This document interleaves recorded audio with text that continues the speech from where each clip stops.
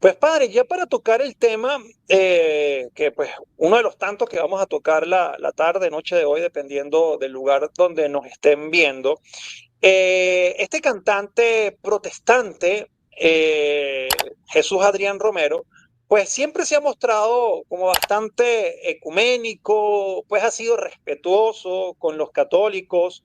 De hecho, en varias oportunidades le he visto en sus perfiles pedirle perdón a los católicos por los evangélicos fanáticos. Él he visto que ha utilizado sus redes para pedir perdón. Ha sido muy criticado dentro de las miles de sectas protestantes que existen. A él lo critican mucho precisamente por su postura hacia los católicos. Y pues recientemente colocó en sus redes sociales, esto fue hace como 2 semanas, y puso la fotografía donde era una catedral católica, pues evidentemente, y luego puso un enigmático mensaje que decía, luego les cuento, ¿ok? Luego se presentó, puso un pequeño video de esa presentación y puso luego les cuento, ¿ok? Entonces, de hecho, esta es como la fotografía de él ya cantando en esta iglesia católica, ¿ok? Y por supuesto, esto trajo como muchas interrogantes. ¿Será que se va a hacer católico o está pensando hacerse católico? Porque ahorita vamos a ver algunas declaraciones que él también ha dado y quiero que usted me dé su opinión.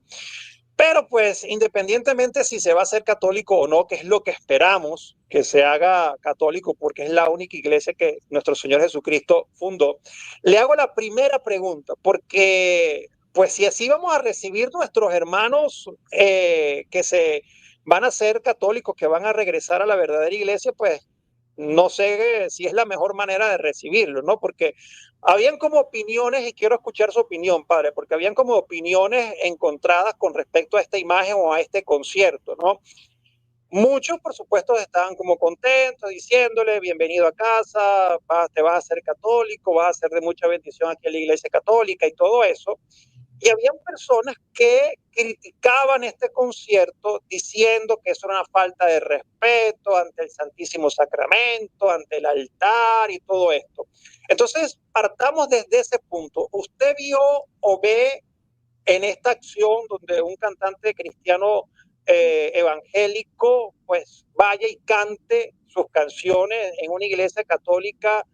¿Eso formaría parte de alguna falta de respeto hacia la liturgia o hacia la iglesia? ¿Qué opinión tiene usted? Porque hubo personas que tenían ese pensamiento.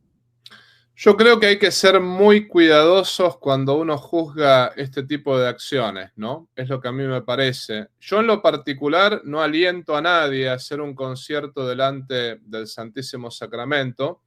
A mí me parece que la iglesia en cuanto tal tiene que ser un lugar de oración, ¿no? Ahora, una vez en una iglesia muy tradicional donde yo estuve, me acuerdo que tuvimos un concierto de música polifónica, de música sacra, y lo que hicimos fue quitar el Santísimo, llevar el Santísimo a otra capilla y directamente que el Santísimo se quede en la capilla y nosotros teníamos música sacra, música polifónica. Vamos a decir la verdad, según la Sacrosanctum Concilium, según la Redención y Sacramentos, según los documentos de la Iglesia, digamos que no está contemplado el tener un concierto delante del Santísimo cuando es de música así, por ahí, un poco más carismática, un poco más cristiana en el sentido de más movida, ¿no? Entonces, mi opinión personal, ¿no? Y no es una opinión solamente personal, sino basado un poco en los documentos de la iglesia. No, digamos que no es el mejor lugar para hacer un concierto de ese tipo, pero al mismo tiempo lo que se puede hacer, muchos padres lo hacen, es quitar el Santísimo, ¿no? Quitar el Santísimo para separar ambas cosas, ¿no? Para decir, bueno, si vamos a tener un concierto, tenemos un concierto, pero tenemos que respetar el Santísimo Sacramento porque hay que recordar esto. El hecho de que el Santísimo esté expuesto, o aunque esté reservado ahí en el tabernáculo, la misa es el santo sacrificio de Cristo en la cruz. Y lo que es la adoración eucarística es la continuación de la misa. Es como contemplar a ese Señor que se entregó, que murió por nosotros. Entonces, bueno, no me imaginaría yo a María Magdalena, a San Juan y a los apóstoles bailando alrededor de la cruz en el momento que Cristo se estaba ofreciendo. Si bien sabemos que Cristo no muere más porque vive para siempre, sin embargo, al ser la misa el santo sacrificio incruento y al ser la adoración justamente la continuación de ese santo sacrificio, me parece que hay que separar los términos, ¿no? Con esto dicho, a mí me parece que también hay que tener mucho cuidado con juzgar a este cantante y con juzgar a la gente que participa de estos eventos. Y explico por qué. Porque yo conozco mucha gente que realmente ha tenido una profunda conversión, ¿no? Y una profundísima conversión en este tipo de eventos. O sea, cuando realmente Sí, fueron a una iglesia, de alguna manera como que una cosa es estar frente al Santísimo, digamos, haciendo algo pecaminoso, y otra cosa es estar frente al Santísimo alabándolo con música, que quizás no sea el mejor modo de hacerlo, pero bueno, pero esa gente está ahí alabando a Dios, ¿no? O sea, no está intentando hacer otra cosa que no sea alabar a Dios, ¿no? De nuevo, estamos hablando del santo sacrificio de Cristo en la cruz, entonces hay músicas y músicas, hay modos y modos, pero apuntemos a la intención, porque también la intención de las personas que están ahí es importante, ¿no? Yo, si bien tengo 10.000 desacuerdos con los grupos carismáticos y con los grupos neocatecumenales y ese tipo de grupos, tengo 10.000 desacuerdos. Ahora, una cosa que tengo que reconocer fue lo que yo vi en Brasil cuando estuve allí, porque esto lo vi, no me lo contó nadie, ¿no? En Brasil había muchas sectas pentecostales y había muchísima gente que estaba yéndose a las sectas. Y resulta que cuando llegaron los carismáticos arrasaron en ese lugar. O sea, mucha gente que se estaba yendo a las sectas se fueron con los carismáticos. Y los carismáticos hacían este tipo de conciertos. Y la realidad es que mucha gente se acercó a la confesión, mucha gente se casó por iglesia, que estaban viviendo en pecado, estaban viviendo en concubinato, se casaron por iglesia. Mucha gente dejó de vivir en pecado y empezó a vivir para Dios. Y los carismáticos predicaban abiertamente que la Iglesia Católica era la única verdadera, era la fundada por Jesús, etcétera, etcétera. Yo me saqué el sombrero, dije, la verdad no puedo decir nada contra eso. O sea, puedo realmente tener 10.000 desacuerdos en cuanto a la cuestión litúrgica, esto y lo otro, pero no puedo negar los frutos de esa gente. Entonces, con todo esto que acabamos de decir, yo creo que Dios se basa de los medios que Él quiere para que la persona así llegue es. a la conversión, ¿no? Entonces, por ahí Jesús, este cantante, él por ahí justamente tiene un corazón un poquito más inclinado a lo sentimental, a, digamos, a aquello que es emotivo, ¿no? Y Dios se basa de eso al inicio, muchas veces, para atraernos a la verdadera fe. Entonces, bueno, yo no criticaría en cuanto tal, digamos, lo que él hizo, ¿no? Lo que él hizo de ir a cantar a una iglesia católica. Yo, si hubiese sido el párroco de ese lugar, si hubiese tenido un gran salón, hubiese dicho, bueno, hagamos el festival en ese salón, ¿no? O le hubiese dicho, mira, lo más grande que tenemos es la iglesia. Yo hubiese quitado el Santísimo, hubiese reservado el Santísimo en otra parte. No, me parece que los párrocos tendrían que hacer eso, al menos, mínimamente. Pero a mí me parece que realmente el hecho de que este muchacho le cante a Dios, le cante a Jesucristo y lo haya hecho en una iglesia católica y después por otra parte no sea anticatólico, eso ya es un gran avance, ¿no? Tenemos que también tener en cuenta que, bueno, que lo perfecto a veces o lo óptimo es enemigo de lo bueno. Muchas veces uno quiere que las personas estén a nivel angélico, cuando ni siquiera nosotros estamos a nivel angélico. Entonces, bueno, esta es mi opinión al respecto y aclaro y súper aclarado me parece, ¿no? Que yo respeto la liturgia en cuanto santo sacrificio de Cristo en la cruz y no me gustan los abusos litúrgicos, pero estamos en un mundo que, como decía San Pablo, a la gente hay que darle leche antes de darle carne. Muchas veces hay que empezar con Así las es. cosas mínimas para luego llegar a las cosas más profundas, ¿no? Así es, padre. Y le voy a dar rápidamente dos ejemplos de eso que usted acaba de decir y espero que la gente pues lo comprenda también y lo ponga en práctica. Porque cuando yo, por ejemplo, empecé con mi evangelización, pues yo, o sea, yo soy músico, me gusta mucho la música y de hecho, pues yo me empiezo a enamorar del Señor con música protestante y yo, obviamente, yo no sabía que era protestante, católico, sabía, yo era católico porque me habían bautizado, pero yo estaba alejado por completo de la iglesia. Entonces yo comienzo a enamorarme de las cosas de Dios, fue a través de la música, ¿no? Y como yo soy músico, pues yo empecé a hacer música cristiana, pues obviamente, inclusive sin mucho conocimiento de la música sacra, litúrgica, pues era como mi experiencia con Dios, ¿no? De hecho, pues luego se la mostraba al sacerdote y me decía, mira, si está bien, o quita esto, pon esto. Entonces, yo pues empecé mi conversión con la renovación carismática, si tengo que decirlo, ¿no? Y tengo muchos amigos sacerdotes de la renovación carismática y yo empecé con todo esto, ¿no? Con el aplauso, con la bulla, con las luces, con todo eso. Y eso a mí me parecía, en ese momento me parecía bonito, me parecía la manera de conectarme con Dios. Y pues yo empecé a hacer conciertos también dentro de las parroquias y llevamos equipos de luces y toda la banda con guitarra, con batería, pues hacíamos algo ahí, pues inclusive con adoración eucarística, ¿no? También hacíamos adoración eucarística, pero pues con nuestra forma de alabanza, ¿no? Y yo subí eso una vez a YouTube, padre. Y le digo esto pues para las personas que aprendamos a tener tacto a la hora quizás si queremos corregir, ¿no? Ese fue uno de mis primeros videos virales, un video que hoy en día tiene como 800.000 reproducciones, pero no para bien, ¿no? Sino más bien era mucha gente mandándome a la hoguera literalmente, diciéndome protestante disfrazado, falta de respeto, que eso está el Santísimo, que eso es casa de oración, o sea, infinidades de cosas, padre, que me hicieron sentir mal, o sea, triste, porque mi intención no era esa. Y yo tuve que hablar con el sacerdote y el sacerdote me consoló y me dijo, Miguel, adelante, pues no prestes atención y todo esto.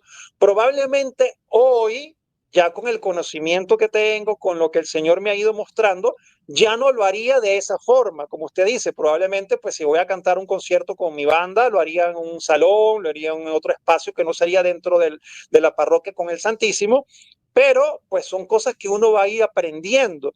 Entonces no podemos andar juzgando. Por ejemplo, le digo rápidamente también de mis hermanos dominicanos, padre, yo pude verlo así como usted fue en Brasil, yo lo pude ver en Dominicana con mis propios ojos. O sea, allá pues es una isla, un país de gente muy alegre, de la bachata, de la música urbana, o sea, esa es como su idiosincrasia, su cultura.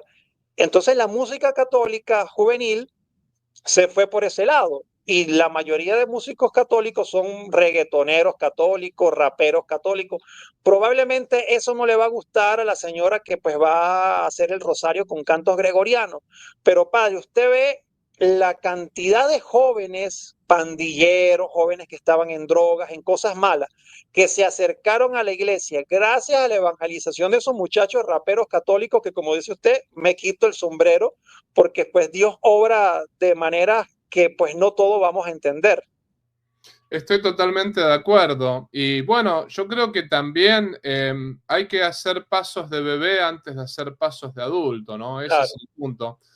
Por ejemplo, cuando uno llega a una parroquia, una de las cosas que mucha gente no entiende, sobre todo gente tradicional, uno llega a una parroquia y tiene el 80% de las personas comulgando en la mano, por ejemplo, ¿no? Y para mí eso es una aberración. Yo sinceramente digo, no debería existir la comunión en la mano. Eso es más protestante que otra cosa. Bueno, pero si la iglesia lo permite, porque hoy en día, vamos a decir la verdad, esto la sí, iglesia sí, lo sí. permite, etcétera, etcétera. ¿Puedo yo prohibirlo? No puedo. Entonces lo que tengo que hacer es convencer a la gente de que comulguen la boca, explicarles que Cristo está vivo y Cristo está presente y está presente con su cuerpo, con su sangre, con su alma, con su divinidad. Y te puedo asegurar, después de mucha catequesis, yo en mi parroquia llegué, había un 40% de gente que comulgaba en la boca y el resto todos, el 60% en la mano. Hoy en día es un 90% que comulga en la boca y un 10% que comulga en la mano. Claro. Uno dice, con mucha paciencia, con catequesis, con mucho cariño, uno a la gente la va llevando a hacer lo correcto, ¿no? Así se tiene que hacer con esta gente que es carismática, con esta gente que por ahí se convierte con cuestiones un poquito más emoticonas, ¿no? Y Sí, algunas de sí, las sí, sí. personas, por ejemplo, que son carismáticos y que por ahí me están escuchando, pueden llegar a preguntar, bueno, pero ¿qué problema hay con ser carismáticos? En cierto sentido no hay ningún problema. El problema es con algunos grupos carismáticos. No estoy hablando Claro, de todos, sino de algunos que por ahí apuntan más a la sensibilidad. ¿Y cuál es el problema de apuntar a la sensibilidad? Que muchas veces la fe no se siente. Muchas veces la fe es algo espiritual y la parte sensible hay que saber, digamos, pasarla, ¿no? Voy a poner un ejemplo concreto. Si yo tengo, o sea, voy a celebrar misa cuando lo siento, va a haber días que me voy a levantar y digo, no tengo ni ganas de celebrar claro, la misa, entonces no lo claro, siento, no celebro. Bueno, pero a ver, Cristo tampoco sentía ni tenía ganas de subir a la cruz. Entonces Cristo subió a la cruz lo mismo, lo hizo por amor a mí, a ti, a todos nosotros, ¿no? El caso de, digamos, la renovación carismática, yo lo que veo con esos grupos, con la renovación carismática, con los neocatecumenales, bueno, y además los neocatecumenales es desastrosa la liturgia, yo me negué a celebrarla directamente. Yo dije, no voy a nunca celebrar la misa así, ¿no? Pero les admiro el hecho de que se acercan a la confesión, de que se acercan a los sacramentos, de que tienen muchos hijos. O sea, tienen cosas buenas. El caso de la renovación carismática, yo lo que veía era que eran muy buenos y son muy buenos para el primer impulso, para la gente que se convierte, porque realmente es como que te dan una inyección de energía y uno dice, bueno, queremos realmente servir a Cristo, queremos servir a Dios, queremos realmente que Cristo reine en nuestros corazones. El problema está en que ese primer fervor pasa, ¿no? Esa primera inyección pasa. Y lo que yo veo es que hay mucha gente que se va de la iglesia o que no vuelve, porque cuando se acaba esa energía o cuando se acaba esa inyección, cuando necesitan algo un poquito más sólido, ya ahí es como que listo, se les acabó la gasolina y no vuelven más, ¿no? Entonces esa es un poco mi crítica a los grupos carismáticos, que por ahí son muy buenos al inicio para la conversión. El tema es mantener a la gente en la iglesia. Pero con esto claro, dicho, al mismo tiempo lo que tengo que decir es lo siguiente, ¿no? Realmente hay gente que naturalmente, y esto me parece que Dios lo pensó así, porque no somos todos iguales, ¿no? Por ejemplo, mi personalidad es más racional, es más fría. Por ahí a mí me gusta más entender las cosas más allá de sentirlas. Pero ujú, después el brasilero es puro corazón. Esa es esa es mi impresión, claro, ¿no? El brasilero tiene que realmente, es como que necesita sentir las cosas, necesita la parte emotiva, la parte sensiblera, digamos, ¿no?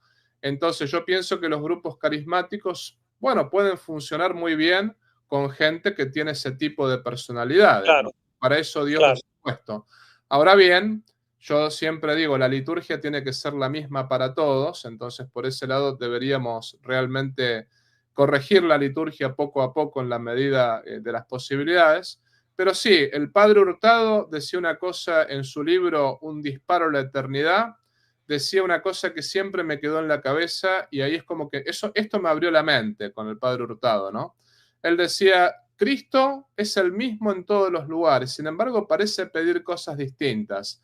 A un dominico le pide predicar, a un cartujo le pide hacer silencio, a un franciscano le pide vivir la pobreza, a una persona del Opus Dei le pide trabajar con los ricos, ¿no? Después, no sé, ujú, a un jesuita le pide misionar, en cambio una monja carmelita le pide estar toda la vida en el monasterio. Y parecen cosas contradictorias, pero no, es el mismo Cristo que nos pide cosas distintas y siempre apuntamos a Él. Así que sinceramente yo creo que, bueno, que antes de criticar estas cosas, lo que tenemos que hacer es decir, bueno, a ver, yo tampoco soy perfecto, nadie es perfecto. ¿Cómo puedo hacer para ver no solamente el árbol malo, sino para ver el bosque? Me parece que eso también es importante. Y con esto no estoy diciendo que la verdad es relativa, no. La verdad es objetiva, lo que está bien, lo que está mal está mal. Todas las religiones son falsas, la católica es la verdadera, Cristo es el único salvador, todo eso lo aceptamos. Pero a los que somos misioneros, porque yo realmente he sido misionero toda mi vida, nos encontramos con distintas realidades en los distintos lugares donde vamos. Entonces, si uno realmente no tiene la mente abierta, y cuando digo mente abierta, no para el pecado no tiene que haber ninguna apertura, ¿no? pero hay que tener mente abierta para saber distinguir qué es lo malo de eso que estoy viendo. Bueno, de lo malo me deshago inmediatamente. ¿Y qué es aquello que por ahí no es tan malo, que por ahí lo puedo utilizar para atraer a la persona a Jesucristo, para luego que empiece a crecer espiritualmente y empiece a ser por ahí un poco más espiritual y menos carnal, pero por ahí puedo utilizar ese elemento para poder atraer a esa persona, ¿no? Y después hay que ver lo que es bueno o lo que es indiferente, ¿no? Con respecto a esto que estamos viendo de este muchacho, esto y lo otro, ¿no? Yo ya dije que me parecía, bueno, el Santísimo hay que reservarlo, etcétera, etcétera. Pero yo pienso que más allá de todo eso, como dice San Pablo, esta puede ser la leche que el muchacho recibe. Después, como tú mismo creciste en la fe, como yo crecí en la fe, si este muchacho se convierte, por ahí en el futuro él mismo se va a dar cuenta y le va a decir al padre, padre, mejor hagamos el concierto en un salón, no lo hagamos en la iglesia o saquemos el Santísimo, ¿no? Por ahí él mismo se va a dar cuenta, pero bueno, hay que realmente tomar leche antes de comer carne, hay que dar pasos de bebé antes de dar pasos de adulto. Me parece que esto es lo que uno tiene que tener en cuenta, ¿no? Padre, le voy a mostrar un video de Jesús Adrián Romero, ya lo he compartido acá, pero quiero que usted me dé su opinión, porque digo, me parece de los pocos pastores, porque él aparte de cantante es pastor, que pues tiene como autocrítica hacia la iglesia protestante, cosa que no vemos en la mayoría, ¿no? Porque la mayoría, más bien la soberbia les gana y lo que hacen es atacar a los católicos sin fundamento y siempre van a tener la razón. Entonces, por eso digo que, pues creo que está dando como señales de que puede estar cerca su conversión, ojalá, y es lo que pedimos, ¿no? Vamos a ver acá el video y me da su opinión. Yo lo he dicho antes y no he cambiado de opinión en relación a eso, que los cristianos evangélicos somos los menos espirituales comparados con otras religiones del mundo.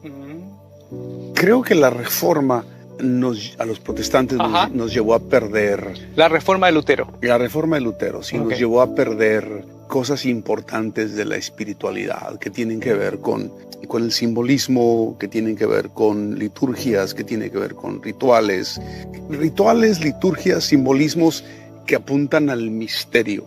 ¿Sí? Con el silencio, la contemplación. La Biblia habla de Dios como un misterio, de la fe como un misterio, del llamado como un misterio, pero nosotros nos hemos vuelto creyentes de certezas, no de misterios, como que lo sabemos todo, lo entendemos todo, lo manejamos todo, al punto de que todo ese simbolismo, todos esos rituales, todas esas liturgias que apuntan hacia ese misterio, las echamos por la borda, las hicimos a un lado.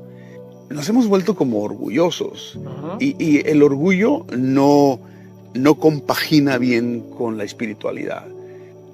Creo que la gente está cansada de este dogmatismo y esta forma de pensar que somos los únicos poseedores de la verdad y de la espiritualidad y todos los demás están mal. Nos hace tanta falta regresar a Jesús, pero de una manera más cruda, o sea, irnos a los evangelios, sumergirnos en ellos y ver realmente el mensaje y el corazón de Jesús, porque Jesús no era tan exclusivista como somos nosotros, como que él abría mucho más, abría completamente el abanico para todos, y nosotros lo hemos cerrado y es aquí nada más. Estas personas, ¿no? Entonces sí, creo que es eso, creo que es un orgullo mal fundado, porque la verdadera gracia no te lleva al orgullo, te lleva a la humildad. Sí, nos lleva a la humildad. Si Jesús viniera físicamente a visitar una de nuestras ciudades donde vivimos, en nuestro caso aquí en Monterrey, ¿vendría a nuestras iglesias? O sea... Es una buena pregunta, ¿no? O sea, Jesús vendría a mi iglesia. ¿A dónde iría Jesús si él viene a Monterrey? O sea, ¿a qué lugar, no? ¿Vendría a mi iglesia? ¿Se sentiría cómodo? Son preguntas interesantes. Sí. La verdad Opinas, que muy padre. interesante, ¿eh? Sí, sí. Muy, muy interesante todo lo que dijo. Hay un par de cosas que me parece que hay que aclarar, ¿no? Ujú. Por ejemplo, cuando él dice en un momento, bueno, nos creemos dueños de la verdad, muchas veces nos creemos realmente que, bueno, que quien no está con nosotros en realidad no merece la pena, etcétera, etcétera. Yo siempre digo que acá hay que evitar dos extremos, ¿no? Uno, el decir que todas las religiones son iguales, pero el otro extremo, por ejemplo, nosotros los que estamos en la religión verdadera, en la religión católica, hay que acordarse que no estamos en la religión católica porque realmente nosotros seamos los dueños de la verdad, sino que todo lo contrario, la verdad nos tiene a nosotros. O sea, no merecemos ser católicos, no merecemos estar en la iglesia verdadera. Cristo nos dio esa gracia. Pero me parece muy interesante lo que él dijo porque es una autocrítica que realmente uno se la... Y tengo que ser sincero, hay soberbios en todos los grupos, ¿no? Hay Sí, soberbios sí, sí, sí. entre los evangélicos, entre los protestantes y entre los católicos también, ¿no? También. No, te habrás enterado que, por ejemplo, la semana pasada yo tuve un debate con un protestante, Sí. pero más allá de eso, que es un tema ya que dimos vuelta a la página, a mí lo que sí me llamaba la atención es estos famosos, nosotros le decimos en Argentina los River Boca, ¿no? Los Real Madrid Mm. o Barcelona. Como que uno veía que había faltas de caridad tanto del lado protestante hacia el católico como del parte del católico hacia el protestante.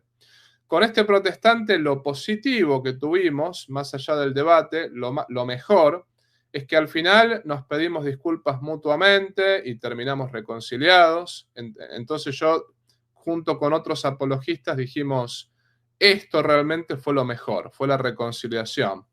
Pero después uno podía ver, por ejemplo, que de grupo evangélico, grupo protestante, no todos, algunos, vamos a siempre decir no todos, algunos, pero venían a mi página o venían, por ejemplo, a mi canal de YouTube y uno los veía ahí como sanguijuelas, o sea, chupando la sangre y, digamos, comentando en contra de los católicos. Y también había católicos que iban a los canales protestantes y a los canales evangélicos y también como sanguijuelas Hacían lo chupaban mismo. sangre y hacían lo mismo. Entonces yo me preguntaba, porque todo esto me hizo reflexionar, ¿no? ¿Realmente Cristo está contento con ambas actitudes? ¿No está Mm. contento con lo que hacen unos y con lo que hacen los otros, ¿no? Porque acá no se trata de ganar debates, acá se trata de buscar la verdad. Y muchas veces cuando uno no está abierto a la verdad, uno todo lo va a ver como blanco o negro, uno no va a saber ver los grises. Así que de parte de Jesús, lo que hay que decir es, más allá de que con algunas cosas que ha dicho podemos hacer algunos matices, sin embargo yo estoy totalmente de acuerdo con él en el sentido de que tanto católicos como protestantes, como evangélicos, tenemos que aprender lo que nos enseñó nuestro Señor Jesucristo, que nuestro Señor Jesucristo nos dijo, ámense los unos a los otros como yo los he amado. Y me acuerdo que la broma que hacía mi padre era un hombre muy sarcástico cuando hacía bromas, ¿no? Típico argentino, muy Mm. sarcástico. Y cuando él veía conflictos entre los sacerdotes, porque realmente a él le tocó ver lamentablemente muchos malos ejemplos, él siempre decía, mirad cómo se aman. Decía así, ¿no? Mirad cómo se aman. Pero ¿por qué decía eso mi padre? Porque en el Imperio Romano, en el tiempo del Imperio Romano, lo que más le atraía a los romanos era el amor que se tenían los cristianos el uno al otro, ¿no? O sea, los romanos que justamente tenían a veces una cultura un poquito más pagana, una cultura un poquito más demoníaca, totalmente demoníaca por el tema de la adoración de los ídolos, veían a los cristianos que cuando los estaban matando perdonaban, que cuando los estaban torturando bendecían, ¿no? Y eso realmente los golpeaba a los romanos, a muchos los llevaba a la conversión, ¿no? Entonces mi padre, que le tocó ver malos ejemplos dentro de la misma iglesia católica, él decía, mirad cómo se aman, como diciendo, o sea, imitando a los romanos que decían, mirad cómo se aman los cristianos que se amaban verdaderamente, ¿no? Acá siempre a mí me saltan a la yugular tanto protestantes como católicos, eso te lo puedo decir. Porque por una parte los protestantes me saltan a lo yugular, los que son fanáticos sobre todo, porque yo les digo, ustedes no están en la verdad, ustedes están en el error. Se separaron de la Iglesia Católica y se separaron por motivos no válidos, ¿no? Lo mismo el protestante, hay muchas cosas que no puede nunca demostrar sin la Iglesia Católica. Por ejemplo, no puede demostrar por qué usa la Biblia o por qué la Biblia es el único método infalible, etcétera, etcétera, ¿no? Entonces yo siempre permanentemente en las redes sociales en eso me mantengo firme. Les digo, miren, ustedes, los que pertenecen a sectas y los que pertenecen a religiones protestantes, están en el error y lo vamos a sostener por el resto de nuestras vidas, ¿no?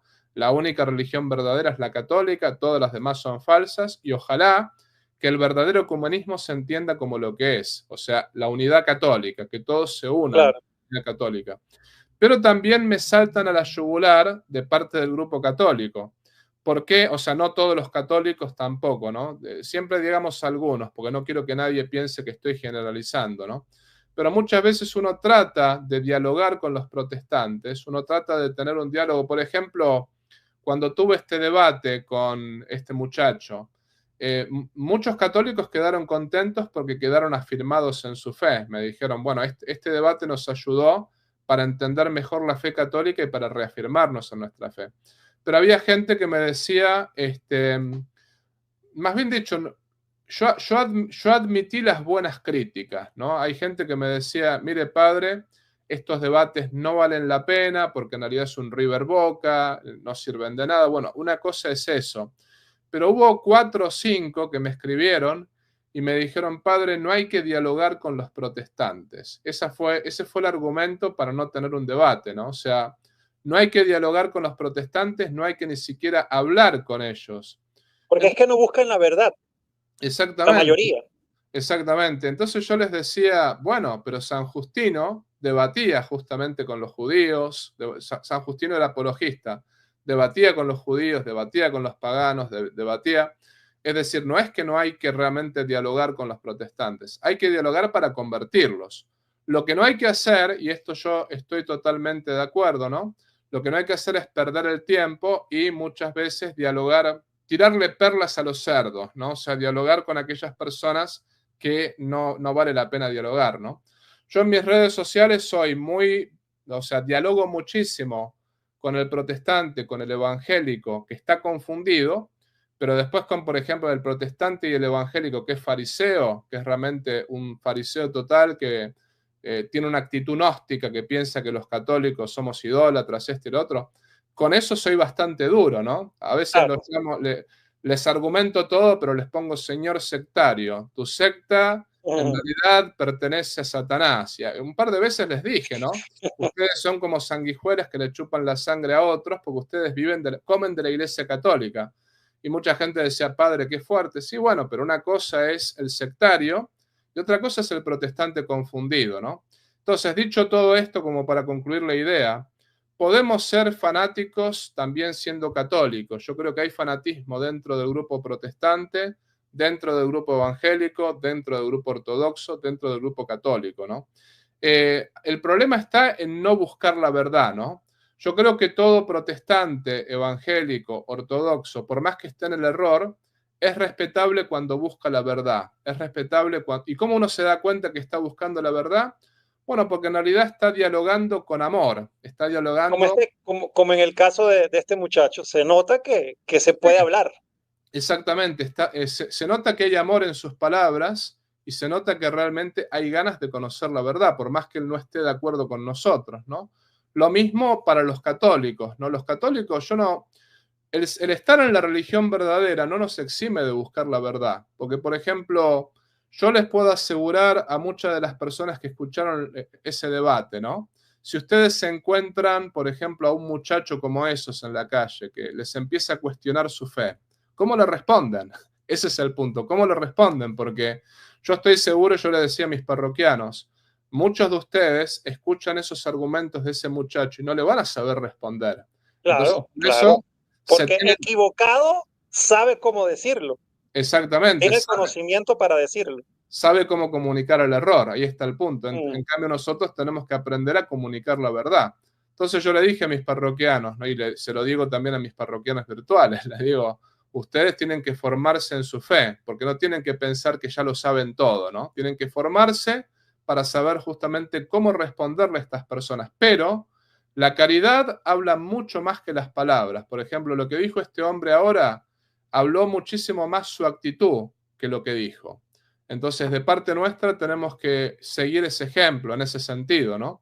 Por ahí podemos dar los 1000 argumentos de por qué hacerse católico, pero la gente lo que más va a ver es nuestra actitud. No tanto lo que uno diga, sino el amor que uno ponga a lo que uno dice, ¿no? Por ejemplo, aprovecho y le doy las gracias a Nancy de Anda por su donación. Muchísimas gracias por siempre apoyar el canal y a todas aquellas personas que también pues han hecho su donación. Por ahí vi que también hicieron una para el canal del Padre. Así que muchísimas bendiciones y que Dios lo multiplique. Acá les voy a colocar otro video también de este muchacho porque pues vamos a seguir reflexionando sobre las actitudes, ¿no? Que tiene.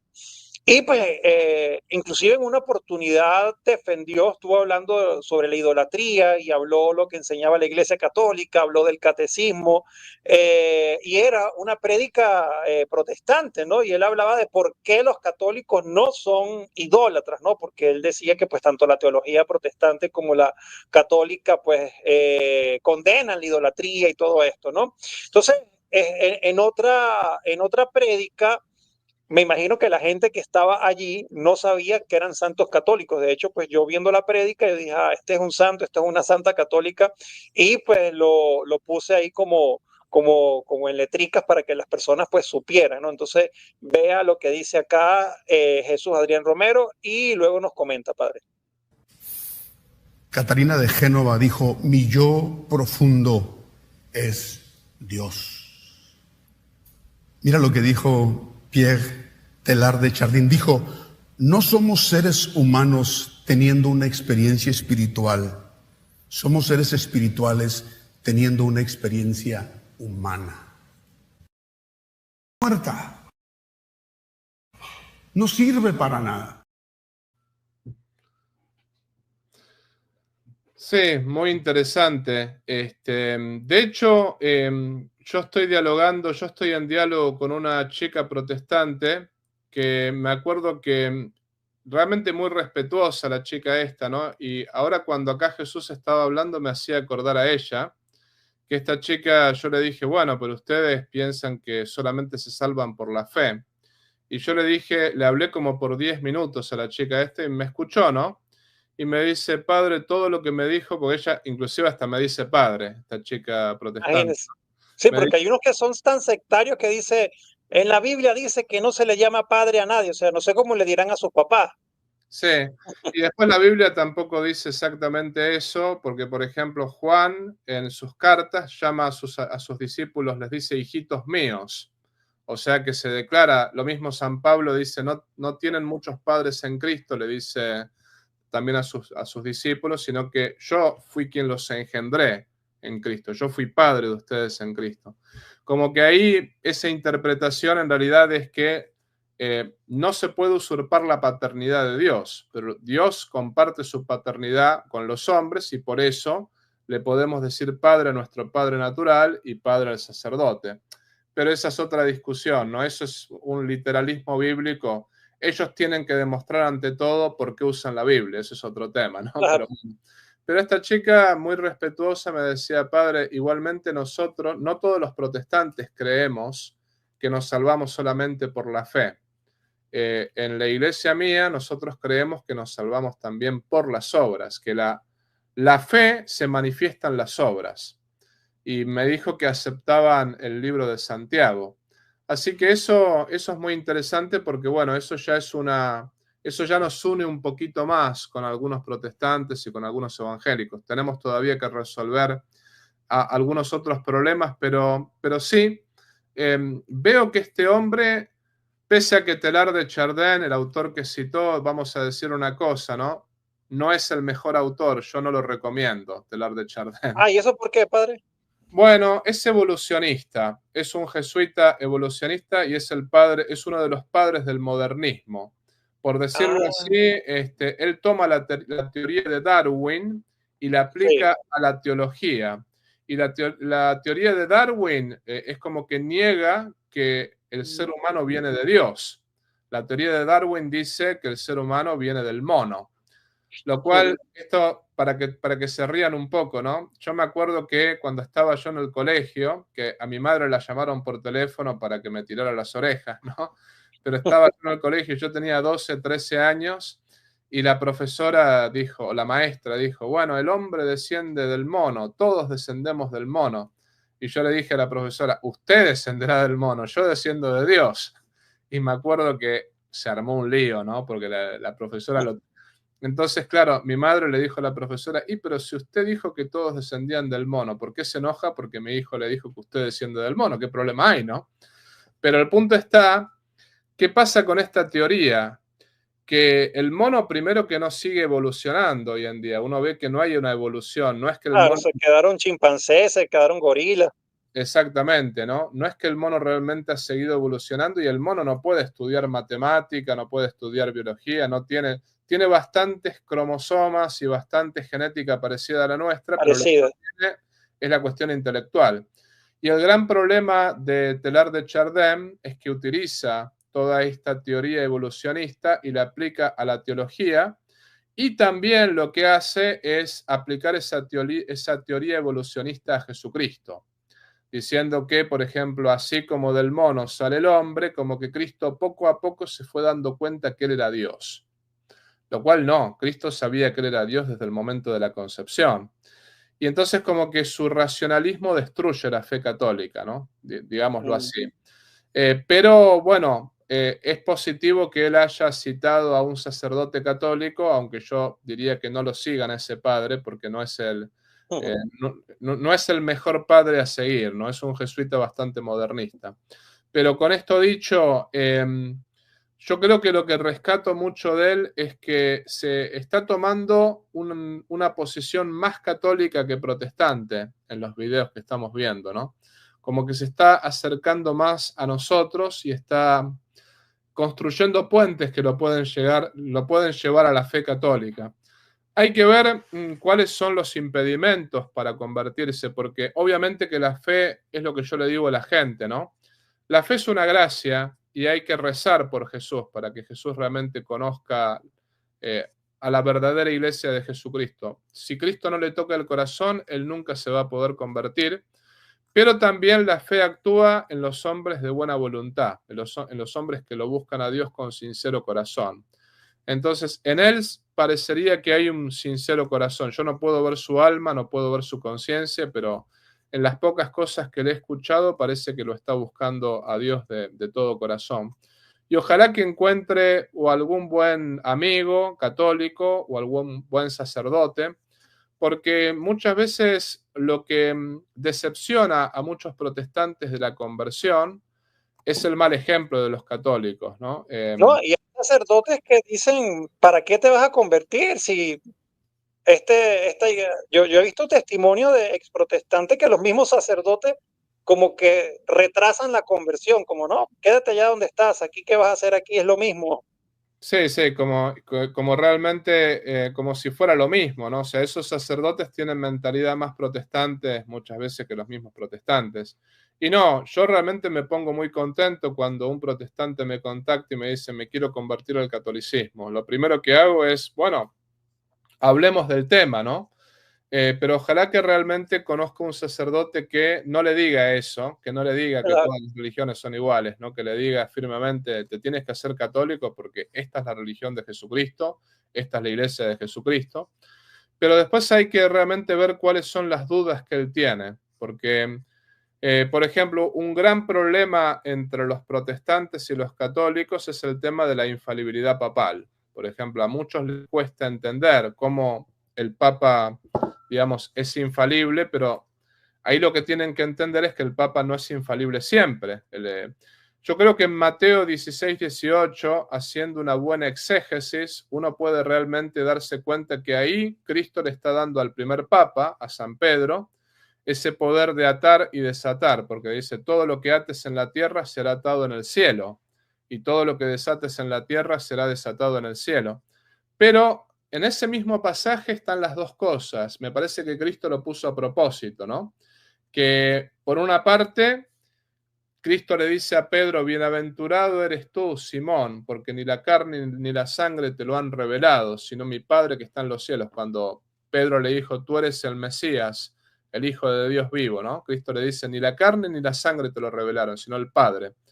Ahora, una vez que lo alabó, que le dijo, yo te daré las llaves del reino de los cielos, todo lo que ates en la tierra será atado en el cielo, bla, bla. Después, Cristo les empieza a hablar de la pasión y de la muerte. ¿Y qué hace Pedro? Le dice, no, Señor, eso nunca sucederá, tú nunca vas a morir en la cruz. Y Cristo le dice, va de retro, Satán, tus pensamientos no son los de Dios, sino los de los hombres. En el mismo pasaje está cuando Pedro habla según el Espíritu Santo y cuando Pedro habla según la carne y la sangre. Entonces, como que para mí ese es un pasaje que los católicos tenemos que estudiar más para poder explicarles a nuestros hermanos protestantes el tema de la infalibilidad papal. Obviamente, no es la única manera de explicarles esto, porque ahí pueden sacar un montón de otras objeciones, pero como decíamos recién, tenemos que estudiar apologética y tenemos que realmente formarnos en nuestra fe para darles razones de creer. O sea, a nuestros protestantes, a nuestros evangélicos, les tenemos que dar razones para poder hacerse católicos, ¿no? Pero por sobre todas las cosas, me parece que uno podrá ser Santo Tomás de Aquino, uno podrá, no sé, ser muy erudito. Lo que más habla es la caridad. 1 Corintios 13, ¿no? Justamente, que es el tratado de la caridad, ¿no? En el cielo todo va a desaparecer, la fe, la esperanza, lo que va a quedar es la caridad, ¿no? Entonces, en la medida que realmente un protestante y un evangélico vea el ejemplo cristiano en nuestras personas, ¿no? Eso va a ser un motivo para poder conocer más la fe católica y para querer abrazarla. Después, obviamente, uno tiene que darle motivos para creer en el catolicismo, uno tiene que dar razones de nuestra fe, ¿no? Pero, digamos, las razones de la fe se dan con la palabra y la caridad se ejerce con el ejemplo. Así que, bueno, yo rezaré por Jesús, ¿no? Para que realmente tanto él como todos los protestantes y evangélicos de buena voluntad se conviertan a la única iglesia verdadera, a la fe católica. Hay que seguir rezando para que eso ocurra.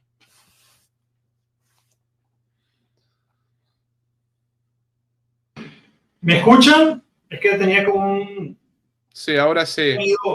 Ok, perfecto. Padre, por ejemplo, está el caso pues, de este señor que se ve que pues, estudia, se prepara para hablar, ¿no? Se ve que es una persona instruida y se dan muchísimos casos, por ejemplo, como Scott Hahn, Kimberly Hahn y tantos otros que eran protestantes, pero se instruyeron tanto que inclusive en contra de su propia voluntad, pero haciéndole caso a Cristo y a la verdad, pues hicieron católicos, o sea, reconocieron que era una sola iglesia. De hecho, el viernes voy a entrevistar a un muchacho y yo cuando estuve conversando con él, me cuestionaba incluso mi propia fe. Yo decía, wow, yo tendré la fe de ese muchacho, o sea, porque hijo de pastor protestante, ¿ok? Hijo de pastor protestante, y se hizo, ya va, dicen que no se escucha bien. Es el que me está agarrando el micrófono de la cámara. Ahora sí, ya creo que lo configuré bien. ¿Ok?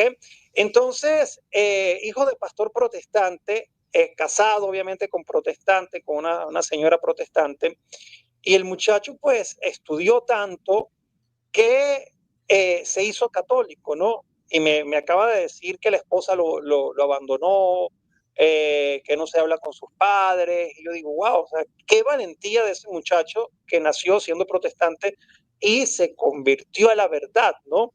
Entonces, eso suele suceder de personas que estudian, de que se preparan, pastores, y se hacen católicos.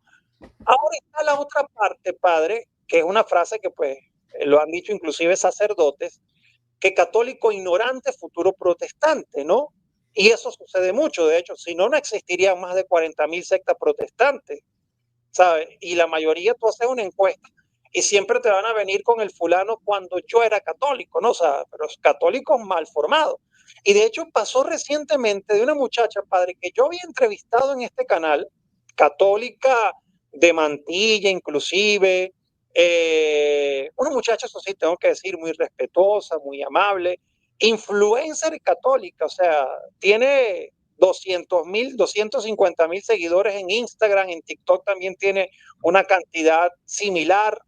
Y de repente cuando la veo, padre, bautizándose en un río con un pastor y dándole gracias a un fulano pastor, y luego veo que obviamente pues los católicos comienzan a cuestionarla porque esos 250,000 que la seguían eran católicos, ¿no? Entonces, claro, tienen el derecho de cuestionarla. Algunos quizás como la manera incorrecta de hacerlo, otros pues corrigiéndola. Y ella citaba inclusive videos de un fallecido pastor que se llama Gille, o se llamaba Gille Ávila, que inclusive propios pastores protestantes, yo he visto que le cuentan o le enumeran las herejías de Gille Ávila. Entonces uno dice, ¿cómo esta católica que se veía, pues que hablaba muy amorosamente de la Virgen, de San José? De hecho, en el video dice que estaba orando por su San José para casarse y todo eso, y de repente la mires ahora bautizándose en un río 2 veces, que eso es pecado. ¿Por qué eso sucede, padre? Obviamente por la poca formación, y eso nos da alerta de que no todo aquel que suba contenido en redes sociales podemos fielmente creer lo que dice. Sí, por ahí, como para hablar de su caso, que yo a esta chica no la conozco, para ser sincero, ¿no? Pero como para hablar de su caso, puedo meter el ejemplo de Fernando Casanova, por dar De un hecho, ejemplo. mire, le tengo por aquí la foto, padre, vea. Ah, sí, sí, sí. Esto lo publicó hace poco en sus redes, Fernando Casanova. Sí, efectivamente. No, él está últimamente sacando posts contra el catolicismo fuertemente. Increíble. Después de la chica le iba a preguntar precisamente por él, y quiero que pues también lo comente, ¿no? Porque yo digo, ¿cómo se defendía la Iglesia Católica y se creía el mejor católico y todo eso? Y no solo que dejó la Iglesia Católica, sino ahora la combate. Sí, sí, sí. El gran problema para mí de Fernando Casanova es, yo te cuento una anécdota, no sé si la conté en tu canal alguna vez. Ojo que estoy hablando de lo que yo conozco. Capaz que él tiene otro tipo de problemas, vaya a saber, ¿no? Claro, Pero yo veo tres frentes acá, ¿no? Ante todo, Fernando es una persona intelectual, una persona de estudios. No podemos decir que no sea inteligente, ¿no? claro, lo es, lo Entonces, es. entonces lo que yo me acuerdo es cuando yo estaba en una parroquia acá en los Estados Unidos, justo me tuve que ir de vacaciones, entonces no lo pude ver personalmente a Fernando Casanovas, pero por ejemplo los miembros de mi staff lo querían traer, ¿no? Lo querían traer porque era un excelente predicador, esto y lo otro. Entonces yo les dije, bueno, tráiganlo, no hay problema, les di permiso, arreglamos todo, etcétera, etcétera. Y lo que sucedió con Fernando Casanova fue que vino, hizo lo que tenía que hacer, predicó esto y lo otro. La gente quedó contenta, la gente, los que no eran miembros del staff, ¿no? Los que no trabajaban conmigo. Pero después, cuando yo volví, los miembros del staff me dijeron, no lo llamemos nunca más, padre. Y me Wow. contó, o sea, no puedo dar muchos detalles porque, bueno, no quiero tampoco caer en el chisme, Claro, claro. pero básicamente lo que veían los miembros del staff es que era un hombre muy soberbio. Eso es lo que me dijeron básicamente, ¿no? Un hombre muy soberbio. Entonces yo dije, bueno, fue la impresión que tuvieron. Lo importante es el bien que hizo, lo importante es que realmente dio una plática que a la gente los dejó contentísimos, esto y lo otro, bla, bla, bla, bla. Pero después cuando él se volvió al protestantismo, a mí no me llamó la atención. Y no me llamó la atención por este motivo. Porque cuando uno cae en la soberbia, cuando uno se olvida de dónde viene, es ahí donde realmente el diablo nos puede llevar para donde él quiera. Es decir, el soberbio, ¿qué es lo que cree? Él cree que todo lo sabe. Él cree que prácticamente no puede aprender nada de nadie. Sí. ¿Cuál fue sobre todo el pecado de Satanás? El pecado de Satanás fue un pecado de soberbia, que el famoso non-serviam, ¿no?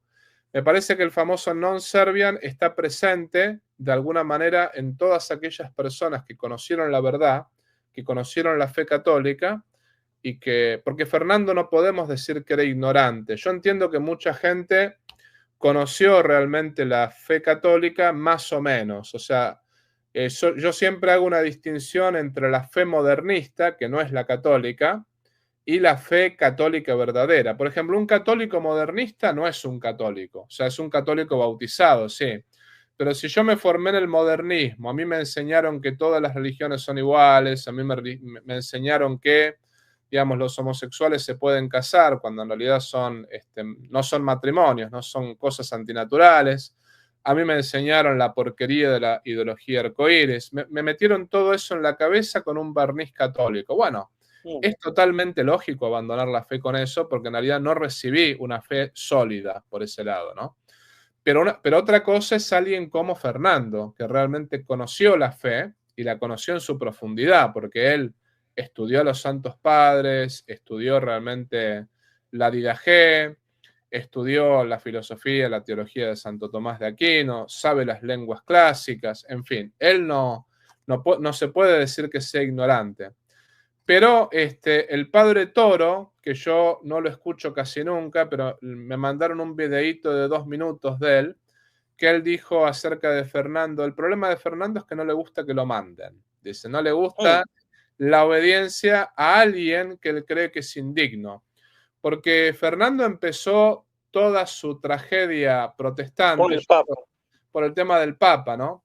Empezó a sacar videos en contra del Papa, empezó a decir que los curas son todos sodomitas, empezó que yo la verdad que cuando dijo eso dije, la verdad yo no me identifico con esas palabras de Fernando, pero bueno, en fin, ¿no?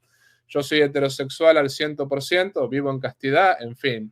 Y en las diócesis donde yo estuve, la mayoría no eran homosexuales, eso, en fin. Pero la cosa está en que Fernando empezó a darse manija, decimos en Argentina, ¿no? A darse manija con tema de los curas sodomitas, con el tema del Papa, con el tema de esto, con el tema del otro. Y bueno, terminó abandonando la fe católica. La raíz para mí de todo está en la soberbia, para mí, en el caso de él, ¿no? Y el motivo por el cual lo digo es porque veo ahora lo anticatólico que es, ¿no? Sí, sí, sí.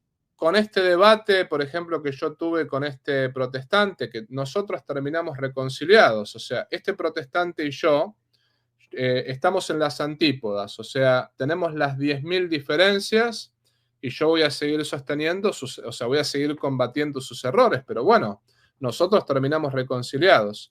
Él empezó a echar leña al fuego. Obviamente seguirán sus ataques y sus groserías contra los católicos. Exactamente, pero Fernando, por ejemplo, me atacó en las redes sociales a mí por este debate, por ejemplo, ¿no?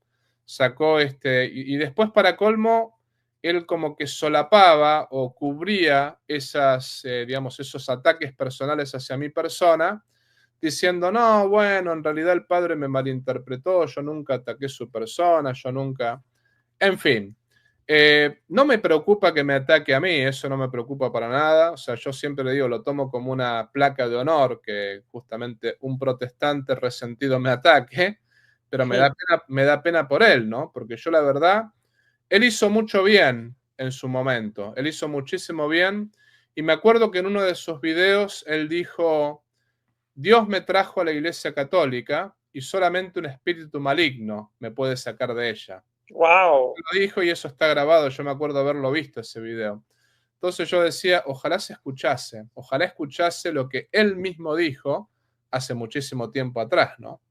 Pero bueno, yo sigo rezando por la conversión de Fernando y ojalá que él vuelva a la verdadera iglesia, ojalá que realmente él se dé cuenta que está en el error y que el error solamente lo lleva a la perdición, no lo lleva nunca a la salvación eterna. Pero un motivo por el cual muchos de estos católicos se hacen protestantes es por la soberbia. El caso de la chica esta que mencionaste, Sí. A mí me parece que es complicado para mí hablar de ella porque yo no la conozco. Es muy complicado, pero por lo que describiste, ¿no? Que ella tenía 250.000 seguidores en TikTok, en Instagram, en esto y en lo otro. Si ella era una católica formada, esa es la pregunta que yo me haría, ¿no? ¿Realmente ella conocía la fe católica? ella usaba velo, sí, perfectamente, usaba Sí. velo, todo lo que uno quiera. Pero el usar velo no es una señal de estar bien formado. Ahí está el punto. Porque una cosa que a mí me parece importante, y esto se lo digo a todos los católicos que nos están escuchando, ¿no?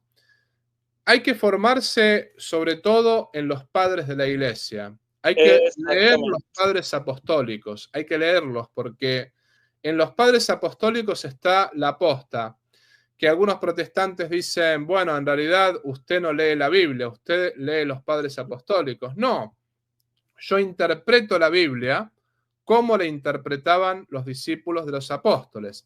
O sea, no es que yo creo en los padres apostólicos, sino que yo creo en la Biblia tal cual la creyeron los apóstoles y tal Claro. cual la creyeron los padres apostólicos. Yo recomiendo que lean Los Padres Apostólicos de Daniel Ruiz Bueno, que ese libro está en Amazon, porque la mayoría de los grandes protestantes, entre ellos Scott Hahn, ¿no? Pero la gran mayoría de los protestantes que se han convertido, bueno, Dios les ha tocado el corazón, o sea, sin la gracia de Dios no se podrían convertir. Pero muchos de ellos se han convertido leyendo los padres apostólicos, los padres del primero y segundo siglo, los padres de la iglesia. Y casualmente ayer yo tenía una plática con Juan Carlos Monedero y Leonardo Abdala.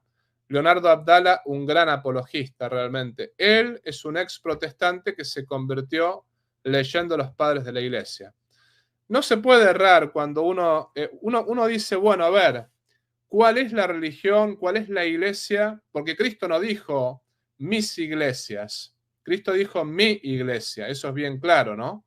Entonces uno dice, bueno, ¿a qué iglesia se refería? Pero los protestantes padres dicen, es que la iglesia somos todos, no un templo, no una institución. Sí, dicen que no es un templo y no es una institución, pero entonces, a ver, la pregunta que yo les haría a esos protestantes, defínanme qué es lo que es la iglesia. Porque a mí no me parece que la iglesia sea las 60.000 sectas que nosotros tenemos actualmente. Claro. De hecho, que me disculpen nuestros hermanos protestantes, pero en los Hechos de los Apóstoles, nosotros vemos que los apóstoles tenían una jerarquía, que estaba Pedro, permanentemente siempre se decía Pedro y los apóstoles. En Mateo 10, Pedro es nombrado explícitamente como el primero. Y después Cristo dice claramente, lo dice en Juan 20, apacienta mis ovejas, apacienta mis corderos. También Cristo le dice a Pedro, yo he rezado por ti para que tu fe no desfallezca. Una vez convertido, confirma a mis hermanos, a tus hermanos, perdón. Y después uno ve que los apóstoles tenían una jerarquía. Por ejemplo, cuando se tuvo que discutir si se quedaban en la sinagoga o se apartaban de la sinagoga, tuvieron que hacer el famoso concilio de Jerusalén, donde Pedro habló primero y después habló Santiago, y dijeron, hemos decidido el Espíritu Santo y nosotros. O sea, ahí se ve cómo el Espíritu Santo, que es infalible, transmitió la infalibilidad a Pedro, a Santiago, al resto de los apóstoles, pero había una jerarquía entre los apóstoles, lo cual quiere decir que si había una jerarquía, que si ellos decidían, por ejemplo, nombrar a Esteban como diácono, nombrar 7 diáconos, es porque realmente había una iglesia institucional, no era solamente una iglesia así espiritual. Eso es muy cómodo, lo de decir, bueno, la iglesia es lo espiritual. Es muy cómodo porque uno cae en un relativismo eclesial, por decirlo de alguna manera, ¿no? Es muy fácil ser protestante, y lo voy a decir no para herir a nuestros hermanos protestantes, ¿no? Pero es muy fácil, porque si yo soy protestante, directamente interpreto la Biblia como a mí me parezca, y chao, nadie me pone reglas, nadie me pone límites, yo puedo tener una interpretación, otro puede tener otra interpretación. Ahora, ¿cómo es posible que el Espíritu Santo te diga a ti una cosa y me diga a ti otra sobre el mismo asunto? Una de dos, o estamos equivocados los dos, o estás equivocado tú y yo tengo la razón, o el Espíritu Santo nos está mintiendo. El Espíritu Santo no puede mentir, ¿no? Eso es así. Entonces, dicho todo esto, lo que hay que decir es lo siguiente, ¿no? La iglesia, así como Cristo la define, que dice, sobre ti edificaré mi iglesia, estamos de acuerdo, súper de acuerdo que es una realidad espiritual, porque obviamente que la iglesia como cuerpo místico de Cristo es una realidad espiritual. pero también fue algo institucional. Eso se ve claramente en los Hechos de los Apóstoles, cuando los apóstoles directamente, por ejemplo, todos dejaban los bienes, a nadie les faltaba nada, y todos los cristianos dejaban los bienes a los pies de los apóstoles y los apóstoles disponían de los bienes de los primeros cristianos. Eso era porque estaban organizados de manera institucional, no solamente de manera espiritual, ¿no? Si no hubiesen estado organizados de manera institucional, no hubiesen sobrevivido, o sea, se los hubiesen comido los gnósticos, los ebionitas, los herejes, o sea, hoy en día no tendríamos prácticamente cristiandad. Cristo, ¿qué cosa le dijo a los apóstoles? Les dijo, yo estaré con ustedes hasta el fin del mundo. El Espíritu Santo les enseñará todo. ¿Cómo podía sobrevivir la iglesia hasta el fin de los tiempos? ¿Y cómo podía sobrevivir la iglesia por 2000 años? ¿Y cómo podía estar el Espíritu Santo con ellos sin una autoridad infalible como el Papa, sin una iglesia institucional, sin un colegio de apóstoles y sin los sucesores que son los obispos, ¿no? Y Cristo también le dijo a los apóstoles, quien a vosotros escucha, a mí me escucha. Quien a vosotros rechaza, a mí me rechaza. ¿Cómo sabemos que estamos rechazando a los apóstoles, que estamos rechazando si no tenemos sucesores de los apóstoles, ¿no? Ahí está el punto. Entonces, dicho todo esto, yo lo que le digo a la gente es, esta chica yo no sé si estaba bien formada, pero para formarse bien hay que leer a los padres apostólicos, porque si realmente desconocemos la Biblia, desconocemos los padres apostólicos, desconocemos a Santo Tomás de Aquino es fundamental, la Suma Teológica, ¿no? Si nosotros realmente desconocemos nuestra fe, puede venir un protestante y puede llevarnos a la confusión y al error, ¿no? Esta chica, bueno, esperemos que vuelva a la fe católica. Ojalá. Capaz que tú la conoces mejor, Miguel, yo no sé cuán fuerte era su fe y cuán fuerte era su formación. Pero si no era una formación fuerte, bueno, ahí no me llama la atención que se haya hecho protestante, ¿no? No, es totalmente evidente que pues no tenía formación porque, pues sí, como digo, está citando a Gigi Ávila cuando, bueno, que en paz descanse y el Señor le haya perdonado sus pecados. He visto cantidades de pastores que enumeran las herejías que decía este señor Gigi Ávila, ¿no? Entonces, si esta muchacha para defenderse utiliza los argumentos o los videos de Gigi Ávila, o sea, por ponerle un ejemplo, cosa, padre, que cualquier católico con una mínima de formación lo debe entender. Por ejemplo, uno de sus argumentos y que utilizaba Gigi Ávila era el tema que es tan infantil, si lo podemos decir de esa manera, que yo creo que ya los protestantes más serios ni en ese tipo de cosas se enfocan, que si el bautizo es por inmersión o como lo hacemos los católicos, ¿no? Entonces, claro, la gente, como ya se bautizó otra vez, y recordemos pues que la palabra dice un solo bautismo, ¿no? Bautizarse otra vez es estar renegando de ese primer bautismo que es el válido y es el verdadero. Entonces ella se ponía como a discutir con la gente diciendo que pues su bautizo católico no era válido porque no fue por inmersión. ¿Qué explicación daría, padre, sobre eso? Porque quizás hay muchos que los confunden fáciles por su mala formación. Ante todo, digamos, lo que hay que decir con respecto a eso es, ¿dónde dice la Biblia? O sea, si vamos a ser muy así estrictos como son los protestantes, ¿no? ¿Dónde dice la Biblia que tiene que ser por inmersión? ¿Cómo sabemos realmente? Está bien. Podemos Cristo sí, pero el bautismo de Cristo no fue un sacramento. Ahí está la diferencia. Fue un bautismo de conversión que Cristo no la necesitaba. Pero ¿dónde dice la Biblia que justamente la Biblia lo que dice es bautícenlos en el nombre del Padre y del Hijo y del Espíritu Santo? Y después, cuando la cabeza, justamente la cabeza del ser humano, es la parte más importante de todo el ser humano, porque es lo que rige todo el resto del cuerpo. Justamente la misma Biblia habla de Cristo como cabeza de la iglesia, ¿no? Como que nosotros somos su cuerpo y Él es la cabeza. Bautizando la cabeza, se bautiza todo el cuerpo, porque justamente la cabeza habla en representación de todo el cuerpo. Entonces, el tema de los distintos bautismos, nosotros en la Iglesia Católica también tenemos el bautismo por inmersión. Sí. Por ejemplo, lo tienen los neocatecumenales, ellos todavía lo conservan, lo cual está muy bien, ¿no? Lo tienen las iglesias orientales, como por ejemplo, me parece que la iglesia copta, la iglesia armenia, la iglesia bizantina. Me parece que los bautismos son por inmersión. Pero no hay contraposición, o sea, no es que realmente la contraposición es, bueno, bautismo por inmersión válido, bautismo con agüita en la cabeza es inválido, ¿no? Lo más importante es que se bautice a la persona con el bautismo trinitario, o sea, invocando el nombre de la Santísima Trinidad, ¿no? Y se tiene que decir, yo te bautizo en el nombre del Padre, y del Hijo, y del Espíritu Santo. Ese bautismo trinitario existe tanto en el bautismo por inmersión, como en el bautismo, digamos, echándole agüita en la cabeza, el bautismo romano, que el que tenemos ahora, ¿no? Porque la cabeza justamente habla por todo el cuerpo. La cabeza es la parte más importante de todo el cuerpo. Entonces, bautizando la cabeza, si yo le pongo, por ejemplo, agua en el codo o agua, por ejemplo, en los hombros, ahí no estás bautizado. En cambio, el bautismo es cuando se echa agua sobre la cabeza. La cabeza es lo más importante, porque es lo que rige todo el resto del cuerpo. Después, si uno quiere realmente bañar todo el cuerpo, como es en el caso de la inmersión, porque la inmersión tiene un significado muy bonito, ¿no? La inmersión significa que uno está muerto para el mundo y vivo para Jesucristo.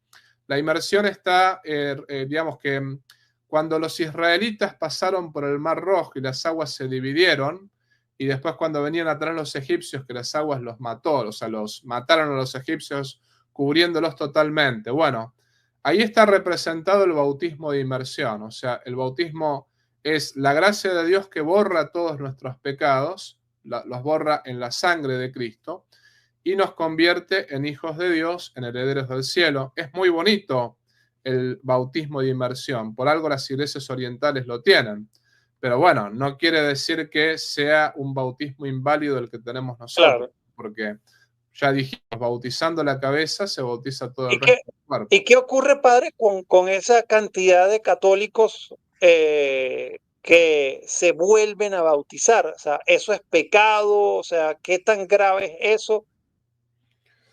Bueno, sí, eso es considerado apostasía. Perdón, apostasía no. En el caso de un católico que se hace protestante es considerado herejía, ¿no? El apóstata es aquel que, digamos, rechaza la fe católica en su totalidad. Por ejemplo, aquel que se hace ateo o aquel que se hace agnóstico. En cambio, el hereje es aquel que niega un dogma o más. O sea, Fernando Casanova es un hereje. Es un hereje, exactamente, sí. Algunos lo llaman apóstata, pero yo digo que técnicamente es incorrecto, ¿no? Él es un hereje, digamos, no un apóstata. Y la herejía está penada en el derecho canónico si se cumplen las condiciones, que una condición es saber, digamos, que uno está cometiendo esa, que uno incurre en esa pena canónica, ¿no? Pero la herejía, según el derecho canónico, es penada con el entredicho, que el entredicho es un tipo de excomunión, ¿no? Entonces sí, es considerado algo grave. Lo que pasa está en que la mayoría, para poder caer en la excomunión y para poder caer en el entredicho, la persona tenía que saber de esa pena canónica. Entonces, muchos de los católicos que abandonan la fe católica es como cambiarse de club para muchos de ellos. Bueno, como no tenían buena formación católica, dicen, bueno, antes era del club de Barcelona, me hago del Real Madrid. Pero no es así, ¿no? Abandonar la fe católica es abandonar la verdadera iglesia, abandonar la verdadera fe y caer en herejía y caer, por lo tanto, en la excomunión. Entonces, cuando un católico que fue católico en su momento y después se bautizó en los bautistas o se bautizó en los metodistas, lo primero que yo le pregunto es, ¿pero sabías que cayendo en la herejía tenías una excomunión, un entredicho? La gran mayoría me dice no tenía ni idea. Entonces, en ese caso, no cayó en la excomunión ni en el entredicho porque no lo sabía. Pero quien sabía, ahí ya sí, ¿no? Hay que no solamente darle la absolución a través del sacramento de la confesión, sino que hay que pedirle al obispo la, digamos, penitencia definitiva para que se le levante la censura, que es la censura de la excomunión, ¿no?